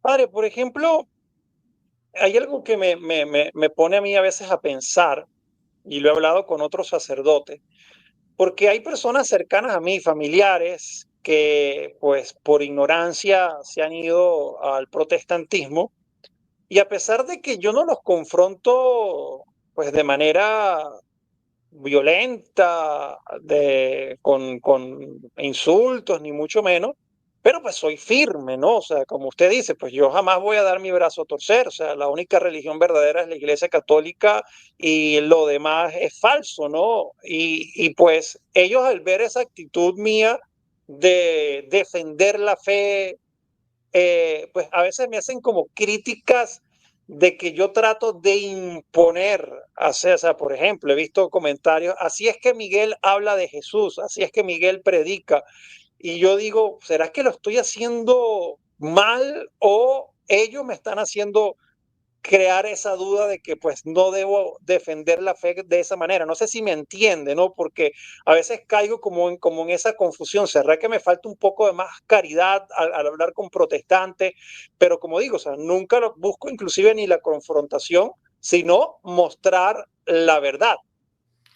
Bueno, muchas veces hay dos tipos de protestantes, ¿no? Y dos tipos de personas también en general. Muchas veces son ellos los que quieren imponer y como uno no les concede, como uno justamente no se doblega ante sus caprichos, ellos saltan diciendo, ah, tú quieres imponer. Porque a mí realmente me ha pasado muchísimas veces con amigos míos, con amigos de la secundaria, ¿no? Voy a poner este ejemplo. Yo una vez fui a mi país y compañeros de la secundaria me invitaron. Entonces, mi intención, porque yo sabía que esta ¿Y gente, usted fue así, fue con su de cura o? la mayoría de las veces voy de cura, pero esta vez dije, porque me pidieron ellos explícitamente, me dicen, vienes siempre de cura, ¿por qué no apareces de civil, no? Entonces yo dije, bueno, todos saben que soy cura, porque íbamos a estar Claro, 15, todos saben, 15 personas, todos saben que soy cura. Lo chistoso del asunto fue que la vez que estuve de cura, que fue todas las veces, no me sacaron ningún tema polémico, ¿no? En cambio, esta vez fui de civil y empezamos hablando de cualquier tema que nada que ver, y después me empezaron a sacar temas muy polémicos, ¿no? Entonces, claro, yo soy bastante fuerte en la respuesta cuando alguien me ataca, ¿no? claro. Por caridad, ¿no? O sea, la idea es, bueno, está bien, quieres jugar duro, ¿no? Vamos a jugar duro, un poco así, ¿no? Pero no soy fuerte en el sentido de que insulto, no. Quienes me conocen saben que nunca insulto, pero por ejemplo este muchacho decía, bueno, porque los curas pederastas, ¿no? Y yo le dije, bueno, Wow, y una falta de respeto porque si son amigos, imagínense. exactamente, yo le dije, si vamos al caso, le digo, la mayoría de los pederastas están entre los padres de familia, le digo, no toques a tus chicos, le dije, ¿no? Y se súper enojó cuando le dije así, no, no, le digo, si me acusas a mí de ser pederasta por el simple hecho de ser sacerdote, bueno, yo puedo decir lo mismo, mira, en el caso de los padrastros, en el caso de los padres de familia, hay un 6%, 6 o 7% de casos de abuso en Argentina. Los curas somos menos del 1%. Ay, te miraría más de reojo a ti, ¿no? Y medio que mis respuestas eran así, como decimos en Argentina, a los dientes, un golpe a los dientes, pero siempre en defensa. Y al final me terminó este muchacho, después de no saber qué decir, me dice, ah, pero tú vienes acá a imponernos tu religión y a imponernos tu modo de pensar. Entonces le dije, no, momentito, le digo, yo en ningún momento te saqué ningún tema polémico. Fuiste tú el que me sacó el tema del Claro, aborto, el tema de los curas pederastas, fuiste tú el que me sacó el tema de las riquezas del Vaticano, el tema de las cruzadas. Yo te respondí de acuerdo a lo que me preguntabas y de acuerdo a tus ataques. Ahora, lo que le puse esta analogía, ¿no? Si tú a una persona le pegas un puñetazo y la otra persona te pega 10 puñetazos después y te deja, bueno, ¿quién empezó a pegar? No, empezaste tú, le digo. Entonces me atacas a la iglesia, me voy a defender. Si me insultas personalmente a mí, los insultos los voy a tomar. Insúltame todo lo que quieras, pero tú insultas a la iglesia, yo a la iglesia la voy a defender. Y me acuerdo que, claro, no pudo decirme nada, se quedó sin argumentos, pero me acuerdo que este muchacho me dijo, tú buscas imponer, pero yo no, en ningún momento busqué imponer nada, ¿no? Entonces, volviendo a lo que me decías tú recién, hay que ver si en realidad es el protestante, el evangélico el que quiere imponer, y como tú no le das el brazo a torcer, él te acusa de imponer. Hay que ver si ese es el problema. Ahora, también hay católicos, porque justamente lo que no hay que hacer es ir con un protestante o con un evangélico, y lo primero que uno le dice es, ustedes son todos unos sectarios, ustedes son unas Claro. Se acabó la conversación, ya ahí te empiezas a pelear, ¿no? Ahí está el punto. Yo cuando voy a la casa de una persona que no piensa como yo espero que él me saque el tema. Mientras no me saca el tema, yo trato de aproximarme y decirle, bueno, mira, qué lindo gatito que tienes, el perrito es muy bueno. Y a veces le empiezo a hablar de lo que yo estoy haciendo en la parroquia. Mira, estamos ayudando a los pobres, esto y lo otro. Entonces yo voy viendo qué tipo de intereses tiene la persona y qué tipo de conversación me saca. Siempre con los familiares, con los amigos, inevitablemente sale un tema que es polémico, inevitablemente. Pero lo que mucha gente me decía, yo nunca lo saco, me lo terminan sacando a mí. Porque en definitiva, quien es católico y quien es verdaderamente católico, Miguel, a la persona que está viviendo mal le molesta. Este es un punto que me parece que es importante. Y ojo, no lo estoy diciendo como que yo sea un santo, no, yo soy un gran pecador, pero lo que puedo decir es que al menos públicamente, ojalá que pueda realmente poner en práctica en mi vida privada todo lo que digo públicamente, ¿no? Públicamente me muestro como un católico defensor de la Iglesia Católica. Entonces yo sé que a mucha gente que ve eso le molesta, realmente le pica muchísimo que uno realmente diga la Iglesia Católica es la única verdadera, las demás son falsas, que uno critique el aborto, que uno critique la ideología del género, que uno critique todas esas porquerías, ¿no? Que uno diga que la homosexualidad es antinatural, que uno diga que el protestantismo, el evangelismo son religiones falsas. Yo sé que a mucha gente le pica. Cuando escucha eso, le empieza a hervir la sangre. Incluso, padre, entre comillas, católico, porque cuando hacemos a veces este tipo de videos me dice, ya no ataques más a las diferentes religiones. Yo digo, pero yo no estoy atacando, y aparte que no existen diferentes, hay una sola y es la católica, la verdadera, las demás son falsas. Yo lo que hago es buscar abrirle la mente y los corazones a las personas para que salgan de esa mentira. Exactamente. Entonces, naturalmente, obviamente que cuando te encuentras con familiares, con amigos, con gente que te conoce, es como que ellos saben todo lo que estás diciendo o todo lo que estás hablando, aunque no escuchan todos tus videos, pero ya saben cómo piensas, y de alguna manera tu vida les molesta, porque ellos no están de acuerdo contigo, y de alguna manera te sacan el tema, y cuando te sacan el tema, ahí hay que responderles con firmeza, pero con caridad. Y si ellos dicen, bueno, pero tú estás imponiendo, no, yo no te saqué el tema me lo sacaste tú, ¿no? Yo te estoy simplemente explicando las cosas de acuerdo a tus ataques o de acuerdo a todo lo que tú me estás diciendo, ¿no? Este muchacho, de hecho, se estaba tan enojado que se terminó yendo de la reunión. Y los otros 14 compañeros míos de la secundaria me dijeron, bueno, nosotros te invitamos para que la cuestión sea pacífica, te pedimos disculpas por él, no sabemos qué le pasa. Yo dije, rezo por él, no pasa nada, ¿no? Pero lo que hay que prestar atención es si uno realmente quiere imponer en este sentido. Todos tenemos que misionar, todos tenemos que buscar que las personas se conviertan al catolicismo, pero siempre respetando la libertad humana y el libre albedrío de la persona que está enfrente nuestro. Porque también hay católicos que actúan muchas veces como testigos de Jehová. Ese es el asunto, ¿no? Yo tengo un amigo que es muy bueno, que es súper bueno, pero por ejemplo, él a veces ve a los musulmanes en la calle, va y les dice, Mahoma era un pervertido, y Alá y obviamente que los musulmanes, yo una vez lo vi eso con mis propios ojos. Wow. Vaya a saber qué le habrá dicho el musulmán, pero creo que le dijo alguna palabrota en árabe y se fue enojadísimo. Le digo, te van a degollar, le dije, no lo hagas. Claro. Vas a ir, o sea, te vas a encontrar con uno de estos locos fundamentalistas que te va a sacar una pistola, te va a disparar. No lo hagas eso, le digo, estás loco. Y le aclaré, eso no es martirio, eso es estupidez. O sea, el martirio es cuando realmente te matan por Jesucristo y te matan por tu fe.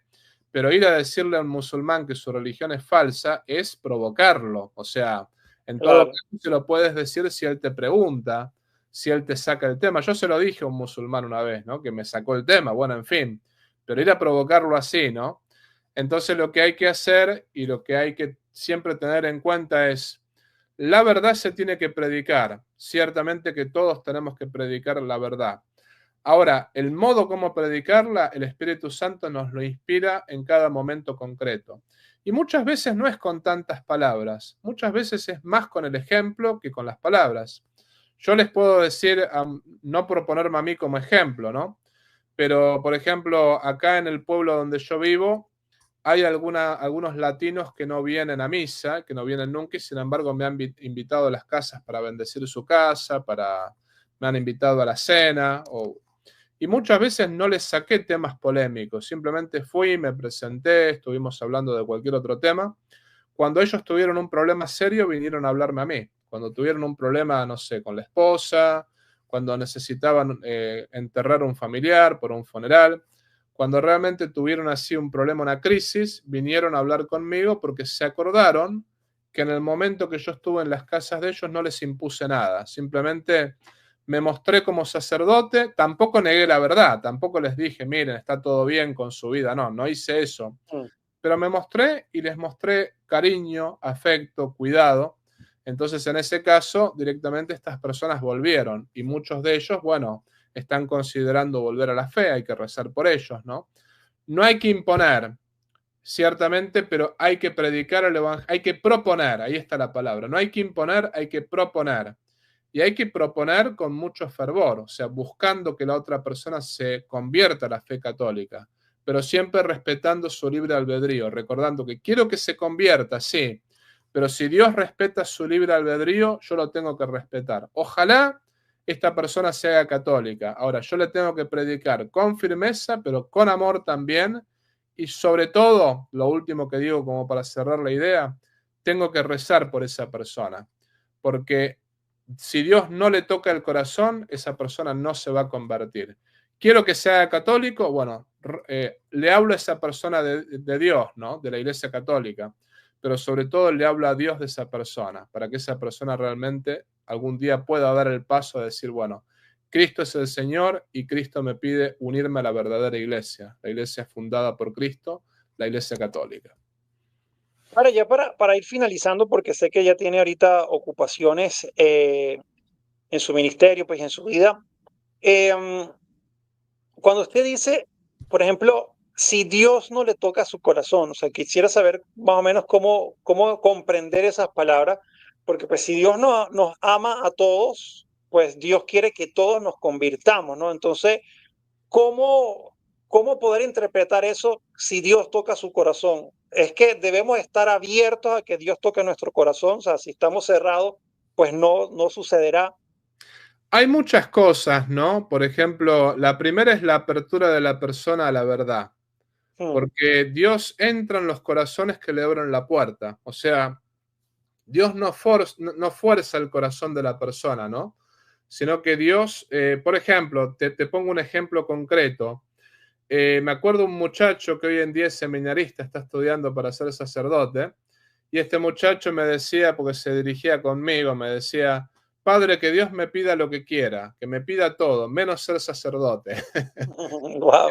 Entonces yo le dije, bueno, con esa actitud, Dios no te va a mostrar absolutamente nada. O sea, Dios no te va a hablar si realmente ya le estás poniendo peros. O sea, no le tienes que poner peros, ¿no? Tienes que darle a Dios la llave de tu alma y que Dios haga lo que quiera. O sea, no le pongas peros. Bueno, cuando uno a Dios le pone peros, es ahí cuando Dios dice, bueno, esta persona no me quiere escuchar. Esta persona, Poncio Pilato, por ejemplo. ¿Por qué Cristo no le siguió hablando cuando Poncio Pilato le dijo, qui es veritas, qué es la verdad? No le siguió hablando porque Cristo dijo, por más que yo le explique qué es la verdad, que yo soy la verdad, no me va a escuchar. O sea, es un diálogo de sordos, no me va a escuchar. Entonces, la persona, por una parte, tiene que estar abierta a la verdad. Pero nosotros, rezar por ella, por la persona, podemos rezar y por ahí la persona no le va a abrir la puerta a Dios lo mismo. Pero ¿de qué sirve rezar por esa persona? Que al menos a través de nuestra oración Dios le va a golpear la puerta más fuerte. En ese sentido, ¿no? En el sentido que Dios quiere que nos ayudemos los unos a los otros, ¿no? Que Dios dice, bueno, depende de mí la conversión de esa persona. Pero por ahí, si tú realmente haces tu parte, si nosotros hacemos nuestra parte, Dios, tomando en cuenta nuestras oraciones, lo que hace es darle gracias especiales a esa persona para que esa persona abra el corazón. Un ejemplo que por ahí yo siempre doy es, podemos golpear, por ejemplo, Dios está golpeando la puerta del corazón, ¿no? Y entonces uno se le acerca a Dios y le dice, Padre, a esta persona, perdón, Señor Dios, a esta persona que le estás golpeando la puerta del corazón, ofrécele esta gracia, ofrécele esta otra, más o menos como alguien que te toca la puerta y te dice, si me abres la puerta tengo para ti, no sé, $100, te quiero dar un regalo, es un incentivo para abrir la puerta, ¿no? Bueno, lo mismo con las oraciones, ¿no? Es como llevarle a Dios $100, chocolates, comida, ofrécele esto a esta persona. Y Dios le está golpeando la puerta con todas las oraciones nuestras y le está diciendo, bueno, a ver, ábreme la puerta que quiero realmente que te conviertas. La persona puede tranquilamente decir, no me importa, no me molesten, déjenme tranquilo, no se convierte. Pero cuando uno reza, al menos lo que hace es Dios, con nuestras oraciones, las toma para darle más gracias a esa persona y para ayudarla a esa persona a abrirse a la conversión, ¿no? Porque obviamente Dios no nos necesita a nosotros. Dios podría darles esas gracias a esas personas sin ayuda nuestra.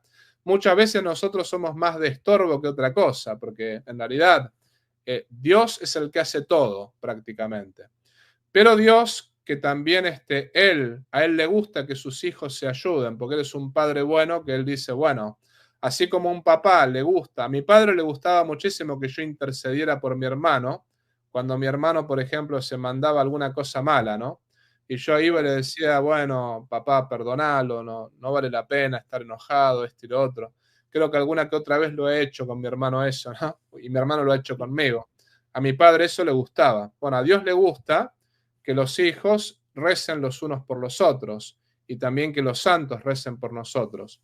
Y Dios justamente toma esas oraciones nuestras para darle más gracias a la persona que se tiene que convertir y para que esa persona esté más predispuesta a abrirle el corazón a Dios y abrirse a la conversión. La pregunta que alguno podrá decir es, bueno, ¿qué pasa con la persona que no tiene quien rece por ella?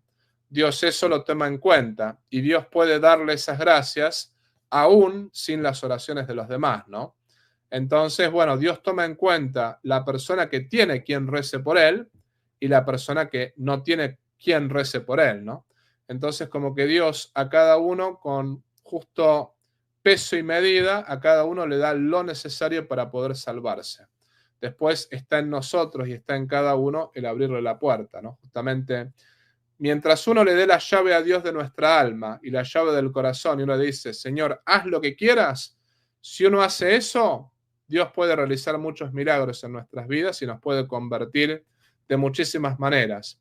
Pero donde uno le dice, bueno, te doy la llave, pero puedes entrar de tal horario a tal horario, dice, no, te la devuelvo, no la quiero la llave. Si me vas a poner condiciones, ¿para qué me das la llave si realmente no vas a estar abierto a mi voluntad, ¿no? Bueno, eso es lo que pasa con cada ser humano, ¿no? Para que haya una verdadera conversión hay que abrirle la puerta del corazón a Cristo Jesús y hay que decir, Señor, haz lo que quieras. No solamente que eres un huésped, eres el dueño de casa. Haz lo que quieras con mi vida. Amén y amén. Padre, ya para finalizar, ¿cómo las personas pueden seguir su contenido tanto en YouTube como en X? No sé si se recuperó su cuenta de Instagram. Cuéntanos cómo la gente lo puede buscar, porque aquí hay personas, por supuesto, conectadas también de su comunidad, pero pues también hay de la mía. Entonces, pues para que sigan al canal del Padre y si hay personas que quieran seguir mi canal, también pues son bienvenidos. Sí, a mi audiencia siempre le digo que lo sigan a Miguel, ¿no? Que Miguel siempre publica contenido muy bueno. Así que gracias, Miguel, por invitarme siempre. Mi canal, Instagram, no tengo más porque no me preocupé por recuperarlo. Me han dado tantos dolores de cabeza que dije, no, ya está, ¿no? Entonces, estoy en X. X es la red social donde más publico.